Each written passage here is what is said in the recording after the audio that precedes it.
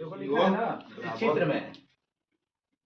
चित्र में कोण बी ओ डी बराबर 135 अंश। तो कोण बी ओ सी तथा कोण ए ओ सी, कोण ए ओ सी लात के देवता लाते से मानते हैं, बात से कबो ना। सही कह रहे हैं, इसको मैं खासूंगा। ओ डी, कोण ए ओ डी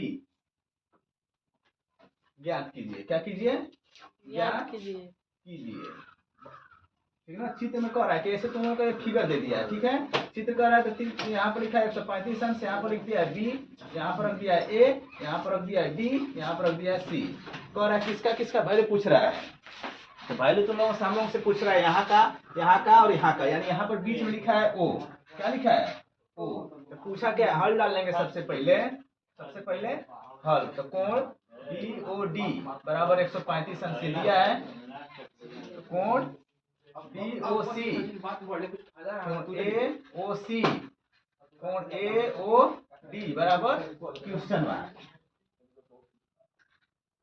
चलो ठीक है। कोण ए ओ डी, कोण ए ओ डी बराबर क्वेश्चन मार्क, यानी कह रहा है कि तीनों का मान हम लोगों से क्या कर रहा है? पूछ रहा है। तीनों चीज का मान पूछेगा तो करोगे क्या तुम लोग?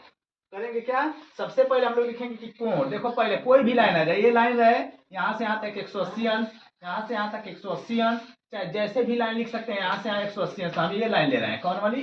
ये वाली। तो कोण बी ओ डी प्लस कोण बी ओ सी बराबर 180 अंश। देखो पहला चीज, ये लाइन लेने का मतलब ये वाला कोण जोड़ेंगे तो 180 अंश का कोण बनेगा। तो हम लोगों का वैल्यू दिया है बी ओ डी का मान, बी ओ डी का मान 135 है। तो यहाँ पर क्या रखेंगे? 135 प्लस बी ओ सी का पूछ रहे हैं तो बी ओ सी बराबर 180। तो कोण बी ओ सी बराबर 180 में से 35 क्या कर देंगे? 135 माइनस घटा देंगे तो बचेगा कितना? 45 अंश। ये हो जाएगा आप लोगों का एक आंसर, यानी हम लोगों का मान यहाँ का निकल गया। अब इसी तरह अब ये वाली अगर लाइन लेते हैं, ये वाली, ठीक है, ये लाइन जब ले लेते हैं तो यहाँ से यहाँ 180 है और यहाँ पर हम लोग 45 अभी निकाले है ना। ओ से यहाँ से ओ है, यहाँ पर बी हो जाएगा, यहाँ पर ए हो जाएगा, यहाँ पर सी हो जाएगा। तो लिखेंगे कि कोण ए ओ सी प्लस कोण बी ओ सी बराबर 180 अंश। तो एक ए ओ सी का मान निकालना ही हम लोगों को, ए ओ सी का निकालना है। तो कोण ए ओ सी प्लस कोण बी ओ सी का मान हम लोगों का दिया है, बी ओ सी का मान है ना। अभी निकाले हम लोग बी ओ सी का मान 45, यानी यहाँ से बी ओ सी का मान 45, यहाँ पर क्या रखेंगे? 45 अंश यानी 180। तो कोण ए ओ सी 180 में से 45 घटा देंगे, कितना बचेगा?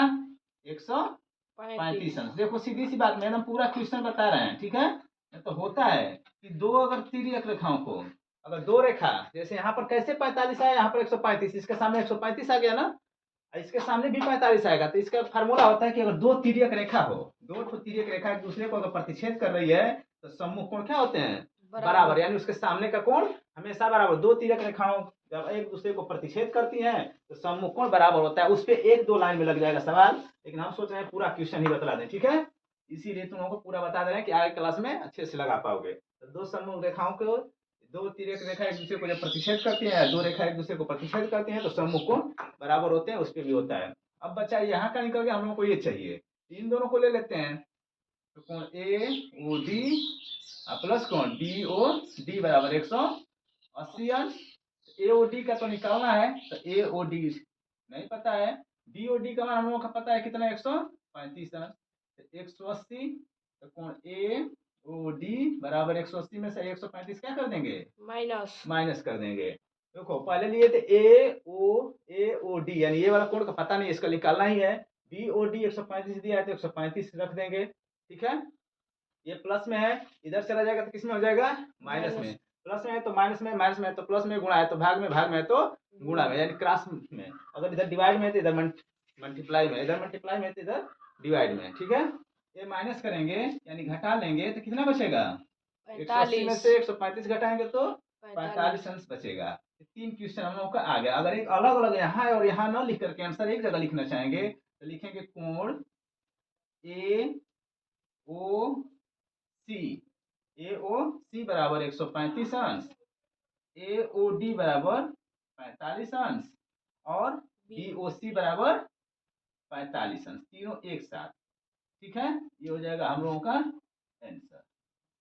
एक